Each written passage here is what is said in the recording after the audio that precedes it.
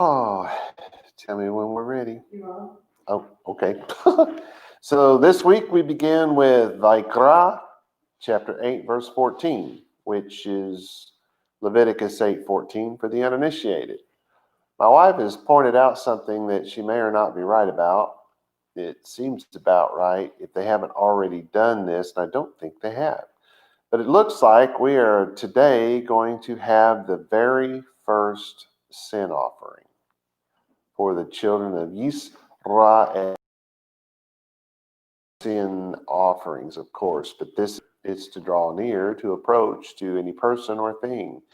So I don't really know. I guess back in the day when all this was going on, drawing near was something they felt like they needed linguistically. We just don't talk that way anymore.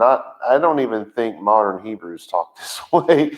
But again, I'm not big on the modern. I know the Bible Hebrew, not a lot about the modern, but I don't really think it's necessary anymore. But anyway, they said that. It says et. So what did he draw near to? Par. That's a young bull, a bullock, as it's called, like the difference between a man and a boy, right? A bull and a bullock. And then it says ha-chatat. Well, you know what that word is. That's, of course, this is the sin. So chatat, sin. They say to sin, which is to wander from or stumble, of an archer missing his mark, blah, blah, blah, blah, blah, whatever, people.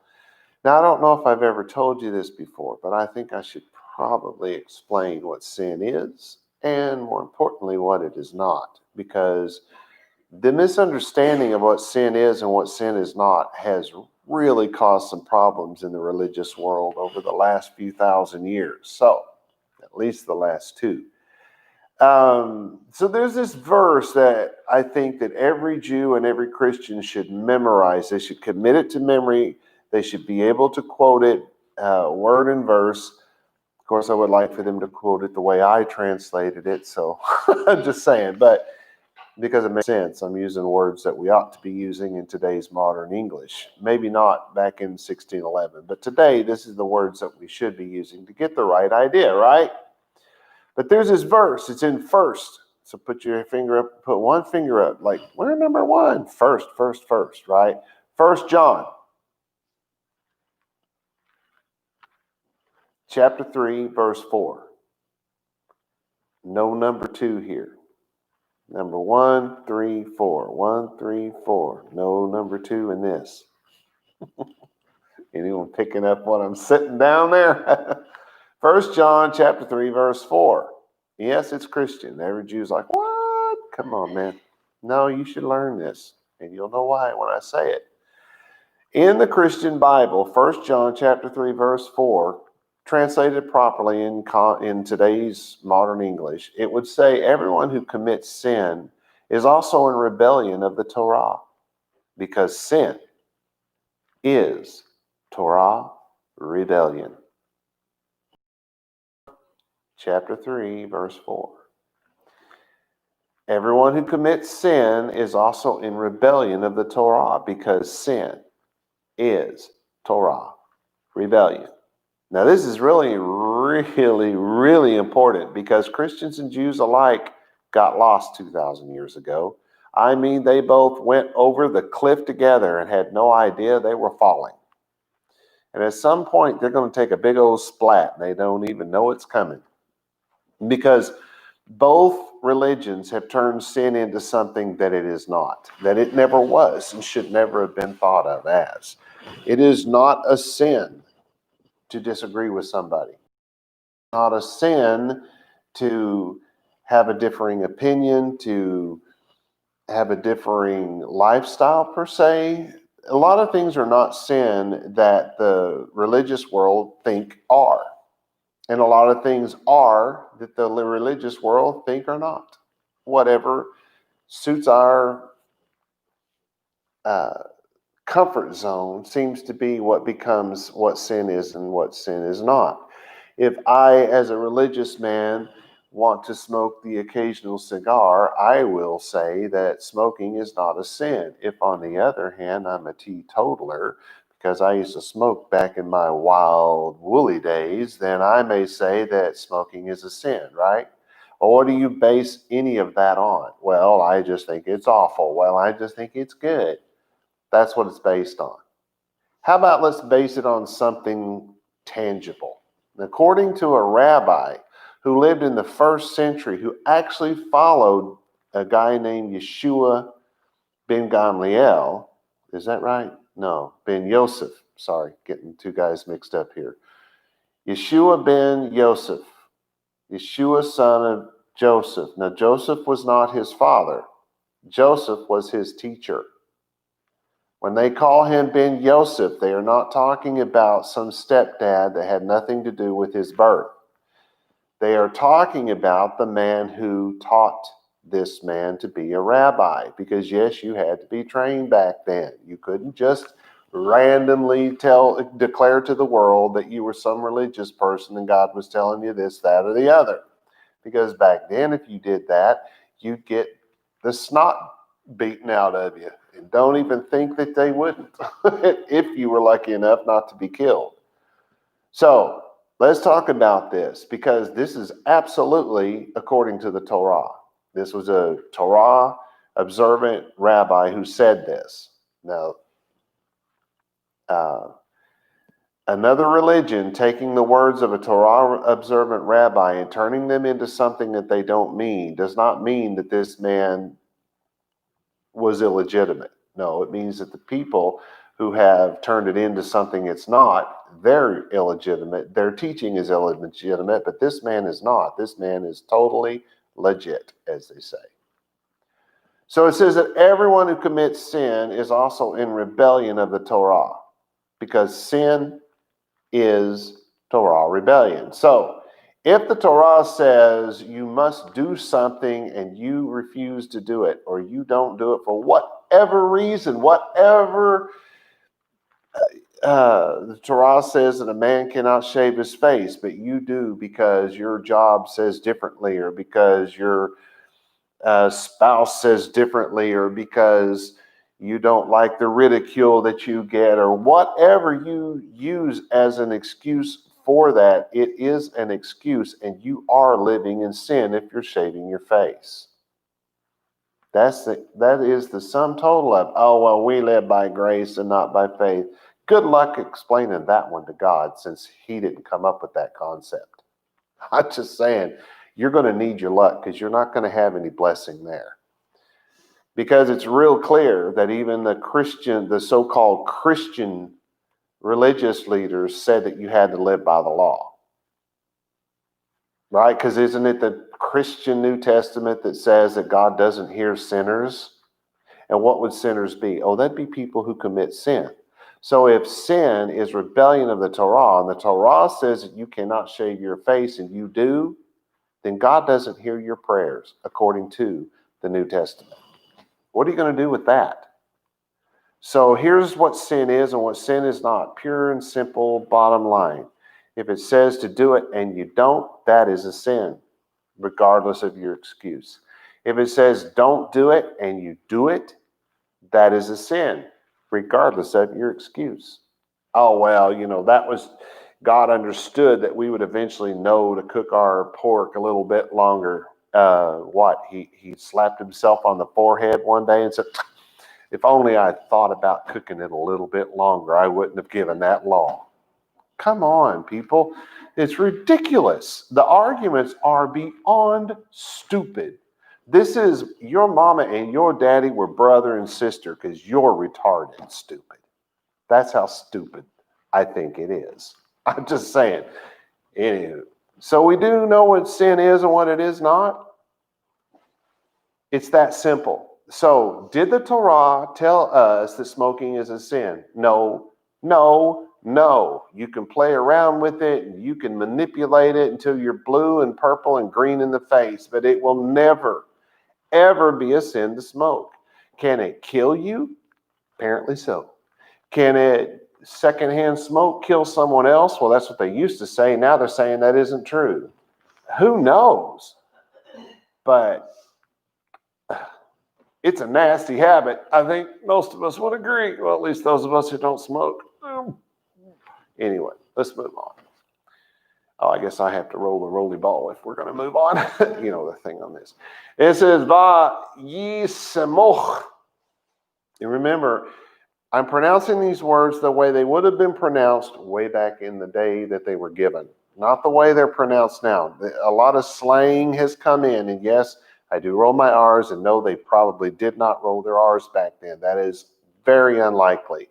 That is a Spanish addition to Hebrew, but it is, I really don't know a Hebrew-speaking Jew that doesn't roll their R's, for one thing, so you could say it's tradition, but it's just the development of the language, and I roll my R's with the rest of them because I worked really hard to learn how to do that.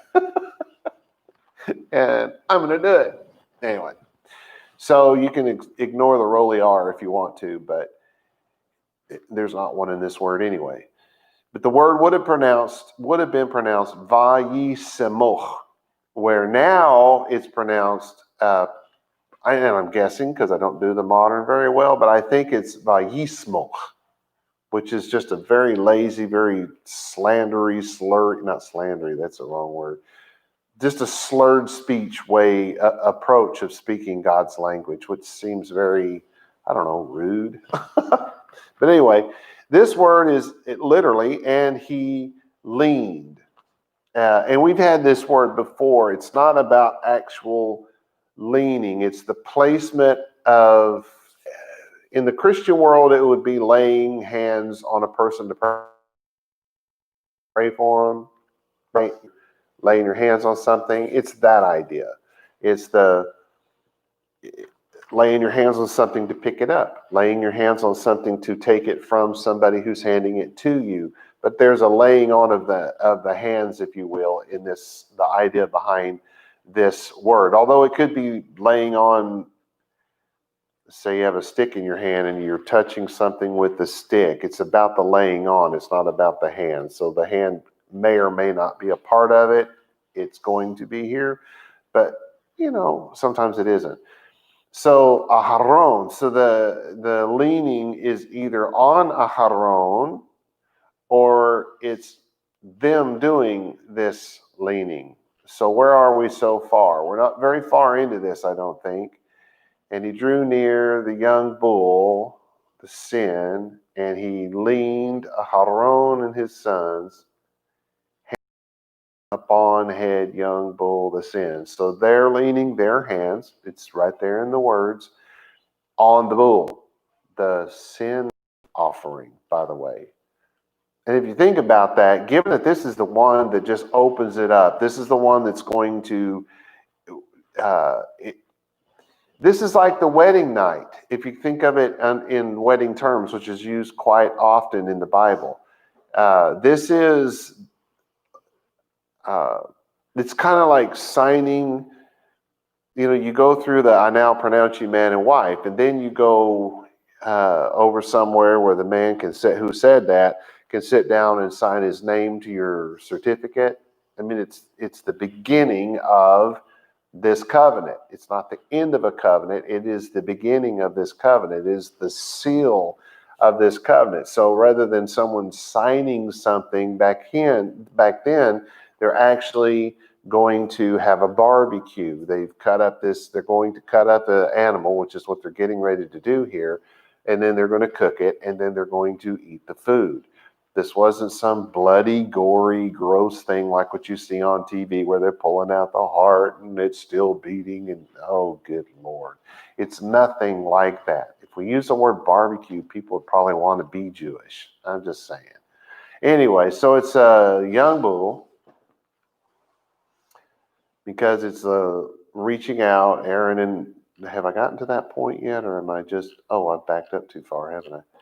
Where am I? Let's see. We got the bull, Aaron. So Aharon, that's where we were, and then it's Uvanav. And you probably can't hear it, but Banay, that's the word Banay. The U is the and. Banav, children, his. So it's literally, and children his. Now, these are all boys. So that's why most Bibles and most translations will say in his sons, because they were all boys. But the word actually means children. So it's and children his literally, because in most languages, this is the way you do say it, where in English, we say everything backwards. And so anyway, we would say and his sons, but it literally means and sons his. And anyway, you get it. Aaron and his sons, Aharon and his sons. Then it says et yedehem. So here's where the hand comes in this one. Yod, yad, those are the ways you hear the word for hand. Yadim, right, for hands in plural. And this is going to be their hands, and it's in plural, so it's yedehem, their hands. They're laying their hands on this. And then it says all, which is on. There's your word for on. Rosh, so they're going to lay their hands on the head. Now, why are they doing this? Well, they're about to slaughter it. The first thing you do is cut that vein, and so you've got to grab the animal before you can do this. So this is what's happening right now. Well, in this verse anyway. And then it says par, that's the young bull. So they've grabbed the head with their hands of the young bull. Then it says ha-chatat. Do we remember this? We talked about it for a little while already. This is the word for sin. So it's the bull of the sin, in this case, offering. It's the bull for their sin. Anyway, so the translation, and he, now remember, we're speaking of Moshe, and he went to the young bull for the sin offering and laid the hands of Aharon and his sons, or his children, on the head of the young bull for the sin offering. So they have not sacrificed it at this point, but he's making the ceremony out of it. It's what it sounds like to me, because he's taking their hands and placing their hands on the head of this bull. All right, so Kyle and Deluge said, the first sacrifice was a sin offering for which a young ox was taken. And now he's basing that on Exodus 29:1. Then it says, as in the case of the sin offering for the high priest and the whole congregation, which is in chapter 9, verse 3 and 9, verse 14. The highest, it says, kind of sacrificial animal, which corresponds to the position to be occupied by the priest in the Israelitish kingdom of God. So what he's saying is, this is the highest order of sacrifices. You can sacrifice grain, wheat, wine. They call that an oblation, but it's still a sacrifice, right? You move up from there to the, I want to say penguin. That ain't right. Pigeon or a dove. And then it's a lamb and a goat, and then you go to the cow, and that's as high up the ladder as you go. That's all they're saying is this is the top rung. This is the very expensive one, and there's a lot of meat there, so it's for a larger group of people, because that's generally how it's decided what is sacrificed among an individual. Let me talk about something I don't think I've ever talked about. All of this sacrifice that's going on is for the entire people of Yisrael, right? This is not for an individual. We have not been talking about that. So we're not supposed to go out and when my wife and I live together. So if we're going to, like, say we've just I've got the wrong word in my head again. What did we just do to the building? Dedicate. We've just dedicated the building, so let's say we want to make a sacrifice to God, a Thanksgiving sacrifice, right? Are we going to go out and pay $1,000 for a bull and slaughter it and cook it and then get rid of all the leftovers 2 or 3 days later? Right? That doesn't make sense, because the amount for the individual is different. The individual And the same thing happens on Pesach, right? You don't go out and kill a whole lamb for two people. Two people cannot eat that before the sun rises. And it's why it says if there's too few of you or you can't afford the whole thing. Well, I don't think it's about affording. It's about how many. If there's too few of you, you need to get together with some of your friends and your relatives and everybody pull their money together and buy this thing because everybody has to pay their part is the point. And so everybody pulls together their money and they buy this lamb and sacrifice it and eat it. And it's supposed to match the amount of people involved. That's what the sacrifice is supposed to do. And you think about it, it's common sense. When you go to have your little sacrifice in your backyard on the grill, doesn't the one who shops, whether it's the wife or the husband, these days it can be anybody, right? We don't follow those kind of old fogey ideas about who's supposed to cook and clean and who's supposed to be the breadwinner anymore, right? Some people still do, but most people really don't, right? So whoever does the shopping and stuff, are they going to go out and buy a whole cow so you guys can have a steak dinner tonight? Or are they just going to go to the store and pick up two steaks, two edible sized steaks?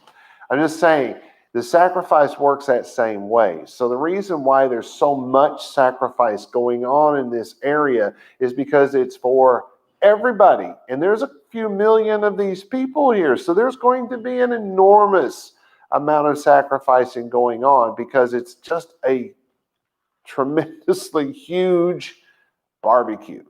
That's all this is. It's why there's so many priests that have to help with this and so many people involved in this and so many animals that are sacrificed. They're not just killing for the random sake of killing. They are feeding everybody. So it's different when it's individual. Are we good on that? All right. So they went on to say, Moses put some of the blood with his finger upon the horns of the altar with, altar of burnt offering, and poured the rest of it at the foot of the altar, which makes sense and is most likely what he did. The fat portions, see chapters 3 through 4, he burned upon the altar, but the flesh of the ox, as well as the hide and dung, he burned outside the camp. So he's talking about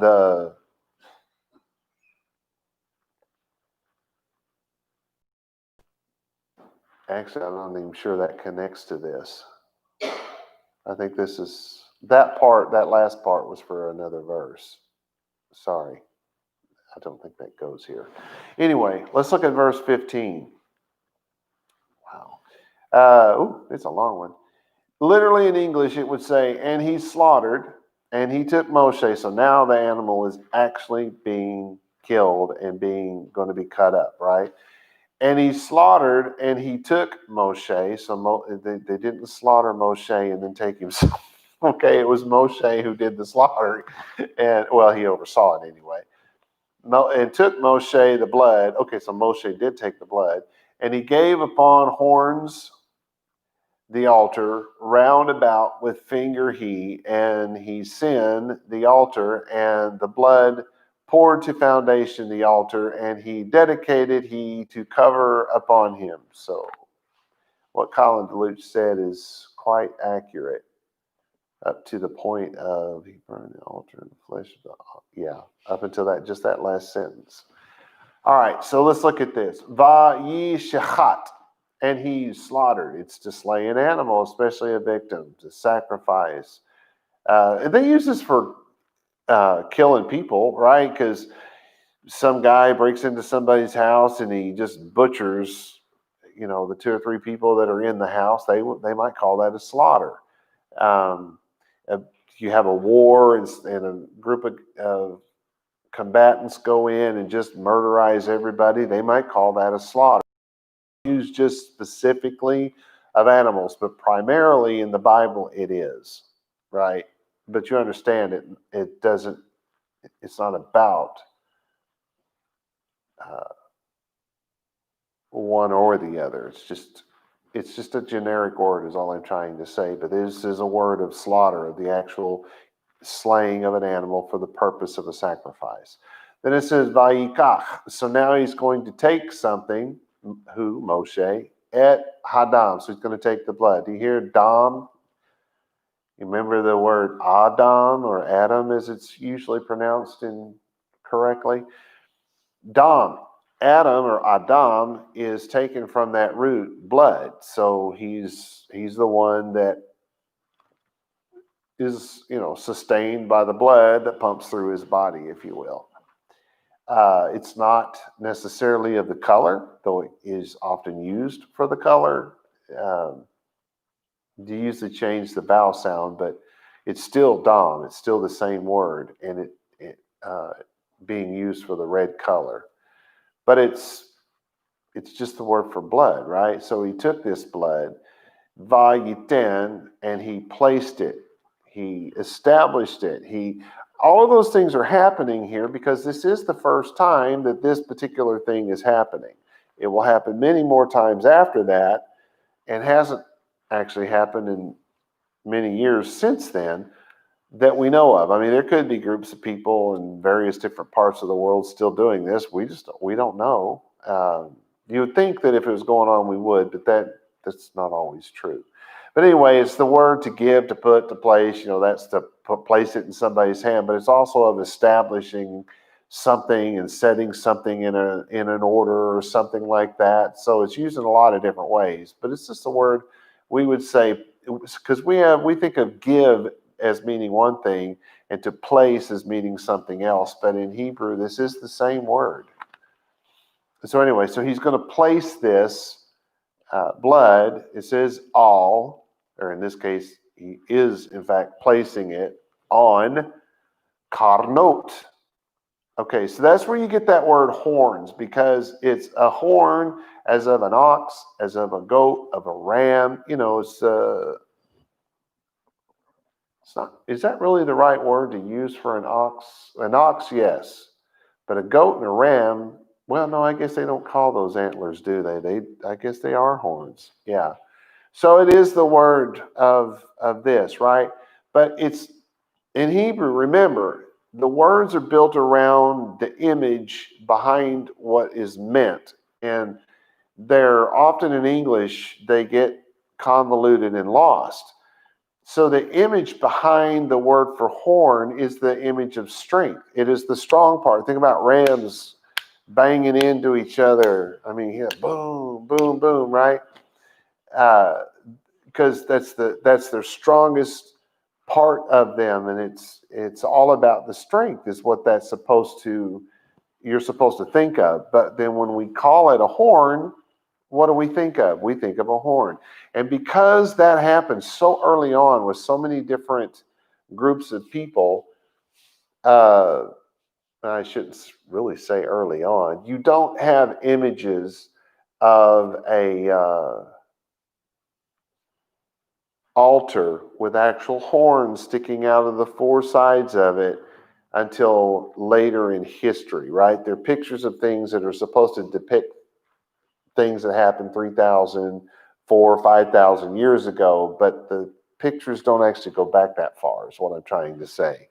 Because it was taken so literally that the next thing you know, people are literally putting horns in their pictures and eventually building things with horns on them, right? Because the longer time goes on, the more literal it becomes. But that's not what this means.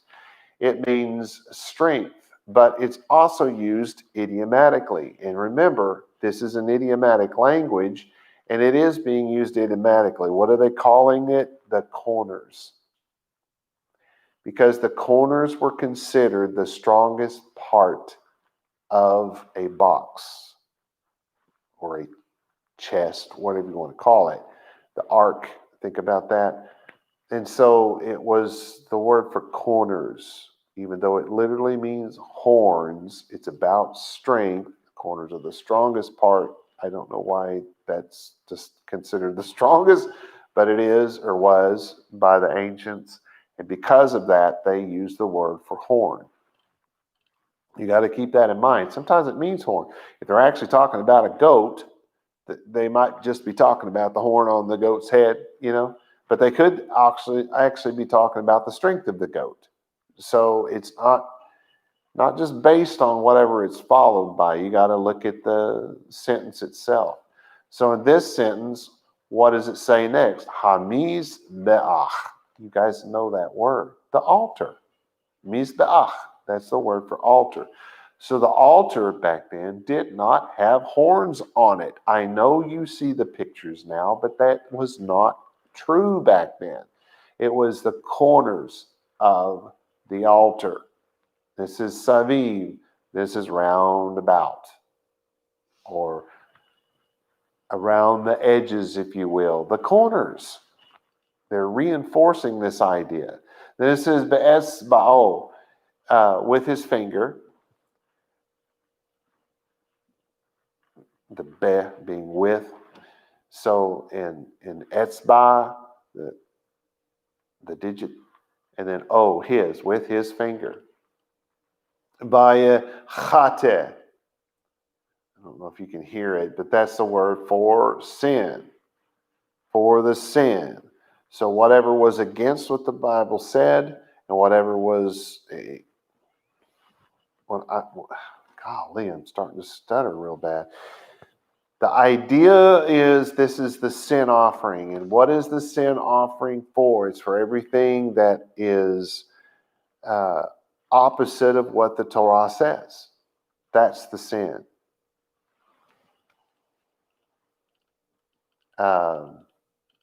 This is et hamizbeach. So now it's on the altar. The et and zak and poured. This is to like take a pitcher and pour. I say that because you just can't believe it. You just start listening to just TV shows and just people speaking. They almost always call a picture. They almost always say pitcher. And a pitcher is a guy who throws a ball, okay? Or a pitcher, right, that you pour something out of. That's another word that you would say that way, but picture. Anyway, so it's a pitcher, not a picture. And no, it was not baseball player. It was something. So he pours something out, right? Two, it says, yes, so to the foundation. So he took his finger and he sprinkled a little bit around the corners and the edges, around it. And then it says he poured the rest of it at the foundation, hamizbeach, of the altar. By the way, that's the third time the word altar was said in this one sentence. Then it says vaYiqra. So why would they say that? They didn't have to say this sentence with that word in there 3 times, did they? You think about it. That could have been said very efficiently and would have only had to been in there once. But why was it in there 3 times? Because of the importance of the event. Anywho, vaYiqra, and he dedicated it. He dedicated it. He did not clean it with that blood. It was not purified by that blood as we think, that's just gotten so twisted. He dedicated it. He dedicated it with that blood. Then it says, lechaper, that's to cover. It's kafar, kapar. You can even say that of this thing, this kippah, this, what's the other word? That's the word I did say, the yarmulke, right? You could say yarmulke, you could say kippah, kafar. It's a covering, right? And so what's the blood doing here? It's covering. It doesn't wash it away. That's one of the things that really bothered me about the whole Christian thing. Always singing and talking about, it washed it away. No, it didn't. No, it did not. Your sins don't go away. They're as far as the east is from the west. I don't disagree with the person who wrote those words, because what he meant and what you're saying are 2 different things. Two, at least two.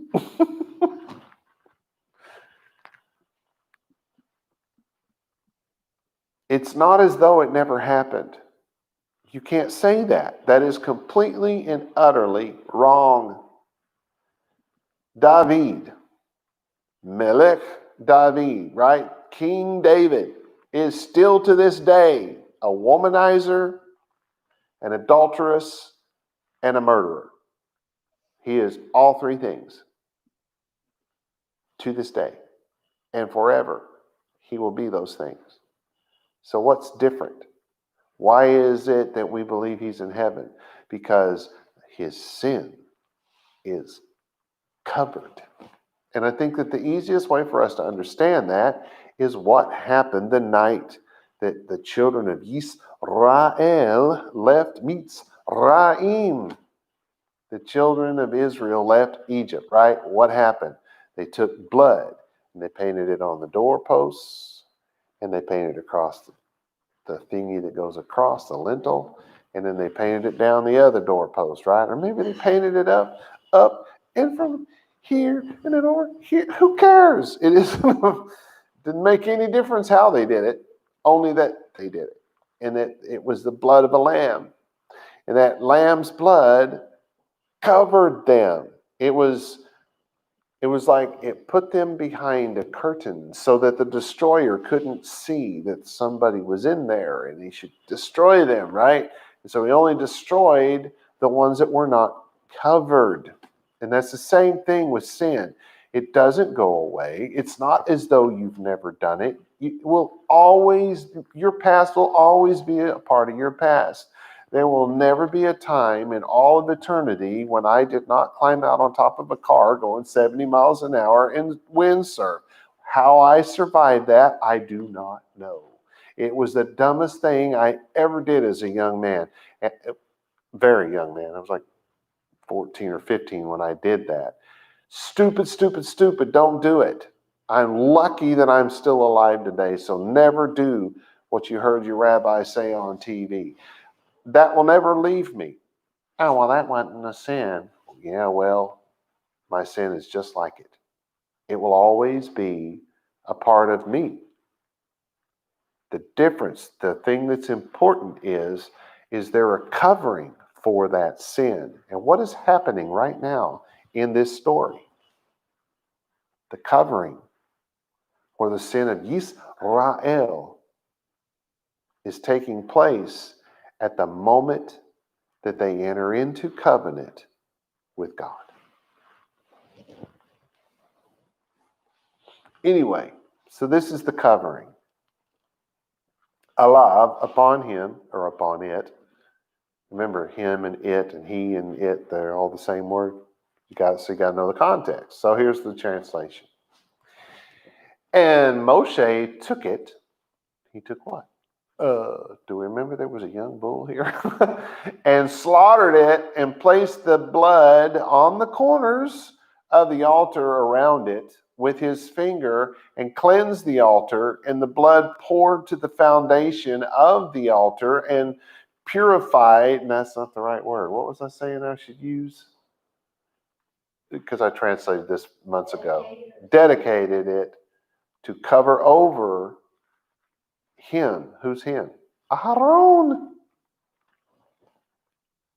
To cover over Aharon. Now we can compare this to Exodus, or Shemot as it's called properly, 29:12, which says, and well, my translation, and you take from the blood of the young bull and put it on the corners of the altar with your finger, and all the blood you shall pour to the foundation. Well, what did that cause? Same thing this verse would cause. Because of the word's top edges or horns, based on the Babylonian Talmud in Zevachim 53a to be precise, it says, and since Rashi was at least seemingly unaware of, oh no, I wrote this. I thought I was quoting somebody. Okay, so I said, since Rashi was at least seemingly unaware of the horns of the altar being the corners, he wrote that the blood was to be placed on the top edges of the actual horns. Okay, let's move on before I don't know what to do with myself anymore. I need to know what time it is. Okay, we have time. Verse 16 literally says, and he took, bet you know what that word is already, all the fat that upon the midst and overhang the liver and to the kidneys and fat there, and he burnt incense, Moshe, and make burn you. So Moshe became incense. Nah, you guys know better by now, don't you? All right. I forgot to get rid of my horns. Y'all like them? I'm a little off. Let's see. How's that? That a little better? I meant to move that. I forgot all about it. Anyway, so we start off with vaYiqra. It's to take. You get it from one person and hands it to another, and you take it, right? Or you pick it up from off the floor, or you take the reins of an animal and you pull it, right? It's what we think of. It means the same thing. Et coals, that's everything. That's all of it. What was it all of? What? Ha-chelev, all the fat. So he took all the fat, asher al, that was on ha-kerev, that was on the middle, in the midst of, what are we talking about? The torso, usually. The et yoteret, and the overhanging. So yeah, we are talking of the torso, the fat that was inside it, right? And so the overhanging, the redundant part, it says ha-kaved, of the liver. That sounds like the word for, it is the word, isn't it? As being the heaviest of it. Kavod, heavy, like in weighty. And can you feel the presence of God Almighty? There's a weight that is said to come with that, right? Some people have experienced that, some have not. And if you have not, don't discount those who say they have. And if you haven't and you say you have, stop that. Anyway,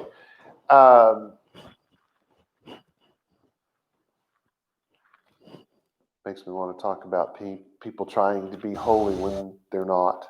But let's get back to what this word is talking about. So it's talking about the fat that's on that liver is apparently heavy. Now, I've never held it. I don't know. So, but that's, well, they're talking about the liver. That's really the word for liver. I guess the liver is heavy, right?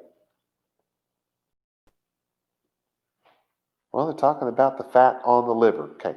The et shite, so, and two ha-kelayot. You know what that is, right? The two kidneys. You should, right? Because we've had this times already. Think about how many times we've said this and said this and said this and said this, right? But now that we've done it, and now that we're at the place where they're literally doing it, it's really starting to make sense, isn't it? Doesn't it amaze you that God somehow knew that if he did it this way, we would begin to fully understand what was happening when we got to the point where we were learning about it and reading about it actually taking place? How did he know? I'm just saying. So it's the two kidneys. Then it says ve'et and chel behen, and the fat that's on the kidneys. Va-yaketer. We know this word, right? And the burnt incense, to give a scent, to give a fragrance, an odor that's, of course, pleasant. And this is Moshe. So Moshe smelled really good. No, he's the one doing the incense thing. This says ha mizbeha. Na'ach ha. Remember the two words? We always try to keep this separate, right? We always try to make sure we understand that mizbeach is the altar. Mizbeha is to make it, to cook, to make it burn, to make the scent go up, right? Because the scent and the smoke and it all goes up and it's a sweet smell and whatnot and what have you, right? To make burn you is what it literally means. All right, so here's our translation. And he took all the fat that was on the torso, that was in the midst, that was on the torso. That was an idiom, remember? And that overhung the liver and the two kidneys, the fat that overhung the liver and the two kidneys. And it says, and I had to add the rest so that the sentence would make sense in English, but I have it in two brackets. Hey, let's do that picture-in-picture thing so they can see what I'm talking about. The little arrow button after you choose picture-in-picture. Mom and Pop go high tech. Huh? Turn to 1. Oh. Is it on there yet?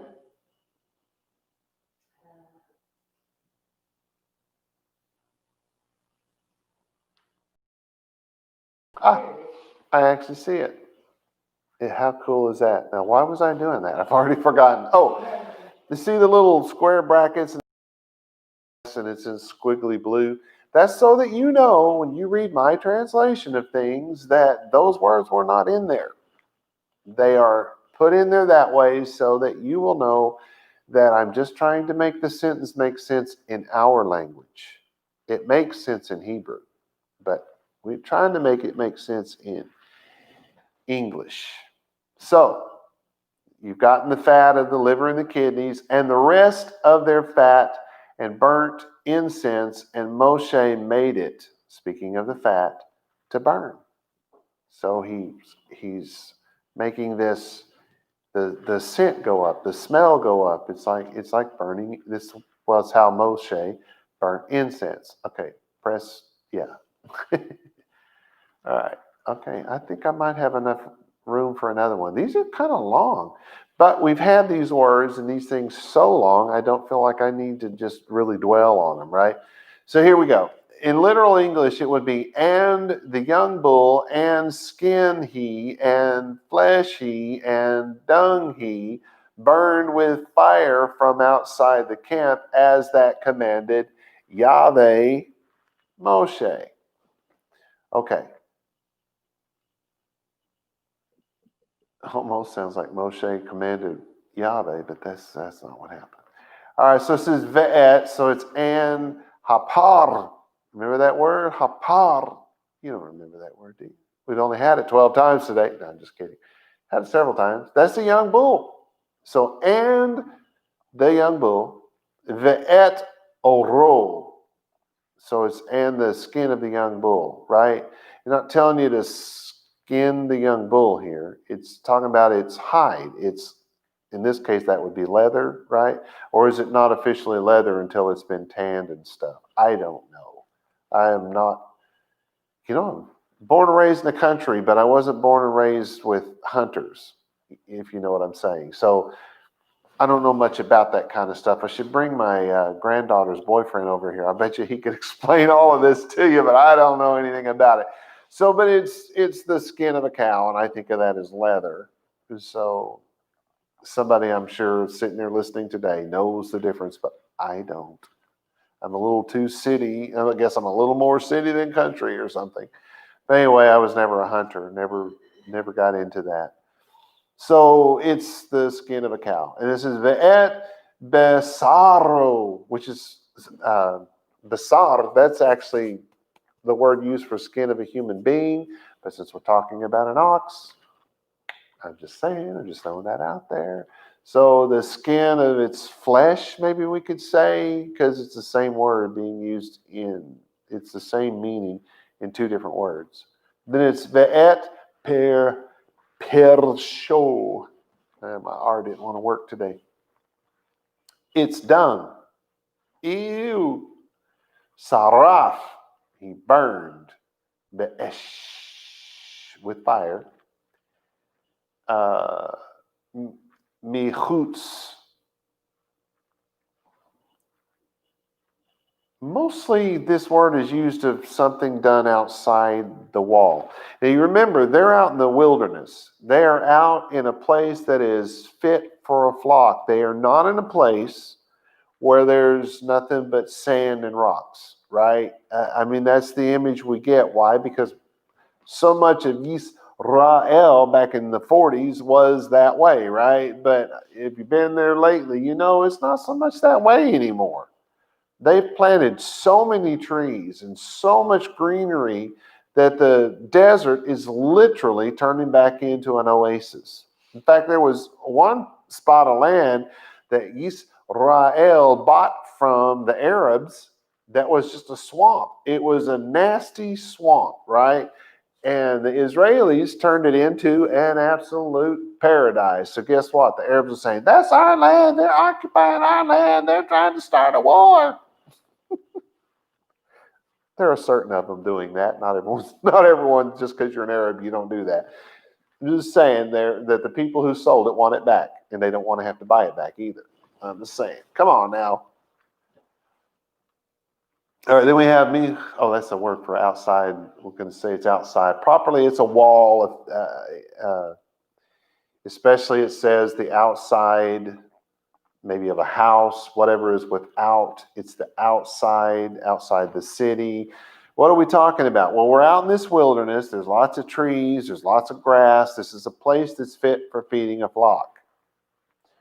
And they did not have stone walls. We can't think of it in terms of Second Temple Israel. It's not like that. They are out in the wilderness somewhere. So outside the camp. Now, if you recall, when we went through the part with the temple and all that, or with the tabernacle, there was a fence made essentially out of material, cloth material, right? So they're going outside that area. Why is that fence there is made out of cloth? Is that to keep the bad guys out? No, it just sections off the part that is considered holy. And so anything that is unclean needs to go outside. So crucifixion should never take place inside a holy place.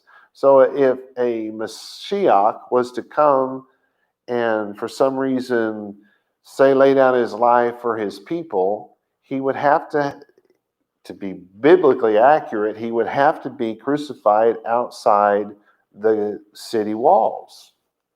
Like maybe in a place called the Hill of the Skull or something. I don't know. Anyway, that's going to get me in a lot of trouble. I think it's funny. All right, so the next word is lamahane, outside the camp. And what do they mean by that? They mean on the other side of those, outside that doohickey thing here. Then you got people who got their tents set up and places for their animals to be and all of that kind of stuff. It could actually take place. It could have actually taken place in the midst of all of those tents, because the tents were not holy. Nothing around there was holy. You had animals pooping on the ground right outside that area. All it's talking about is that fencing, as far as I'm concerned. If somebody wants to argue that it was beyond all of that, okay, fine. You can have that. I'm not going to sit here and argue with you, but I think that it was just beyond the fence. All right, so this is outside the camp. Ka'asher, remember that's literally as that, we would say generally, I think, according to or accordingly. Ziva, that's one of my granddaughter's name, right? Only it means to set up, to constitute, to appoint, to decree, to determine, to command. So somebody got commanded something, right? To command. Yahweh commanded this et Moshe. So it's the commandment that God gave Moshe. Is it a commandment like the 10 Commandments? No. It's just that when God says something, isn't that pretty much a command? Really? Does God say, I want you to wear a ziot? And then we can say, well, that wasn't a commandment. It wasn't one of the 10 Commandments, so it was just a suggestion, right? No, God told Moshe to do it this way, and that makes it a command. All right, so our translation. And the young bull and its hide, I wrote hide so it would make more sense, and its flesh, and its, I wrote that twice. And the young bull and its hide and its flesh and its dung was burned with fire outside the camp, as Yahweh had commanded Moshe. Now, if you remember, Look at my time. I'm almost out. If you recall, this is the sin offering. This is the sin offering, right? So the people are not going to eat this offering. This is the one exception to the rule as far as I know. I don't think there's another one, but this is the one. This one, when this sin offering is made for the people do not eat of this animal. So it is burned outside the camp. Fully, wholly, it's gone, as far as I know. And the young bull and its high, yeah, we already read that. We can compare this to vaYiqra chapter 4 in verse 12 and bring the entire bull outside the camp to a clean place where the ashes are poured out. So it's considered clean, I guess, but I wouldn't call it clean. The place anyway. But if it's set aside for this particular thing, they're going to call it clean. But this is not clean. This animal's dung is being burned. Its hide and its flesh and all that stuff is being burned. This is not clean. So let's not get hung up on this idea that this is a clean place, because it doesn't mean clean that way. So let me think if I can think of a better word. I probably should have used a better word. So, and bring the entire bull outside the camp to a clean place where the ashes are poured out, and burn it on logs with fire, and burn it on the poured out ashes. How about fresh? An unused place, a new place, instead of the word clean. Does that make more sense to you now? This is a place that you don't take it to a place where you've done this before, which in this case they couldn't have. But you also don't take it to a place where there's a big old pile of dew either, right? A clean place. That's why they use the word clean, but they don't mean clean in the way that, at least it's going through my head right now, as in something that has been purified, and as in the idea of being dedicated to God. Hopefully that makes some sense. Rashi pointed out that Yom Kippurim also included a sacrifice on the altar, which was to be taken outside of the camp. He might be right about that. I don't know if the part of that animal was taken out or all of it. I think he might be right, though. So there's another one. All right, I got a note here. The text is not clear. We do not know if Moshe burned the flesh outside the camp or if he charged someone else to do the task, which is what I would think he did. It is most likely that someone else did this, since it would have to be repeated many, many times throughout Jewish history. Do you follow what I'm saying? Why I'm saying it that way? Because if it had to be Moshe doing what God said to do, then there's never going to be another time when another high priest can be anointed into his office. You follow? Anyway, that's as far as I can go for today. I have run out of time. Shalom, shalom, y'all.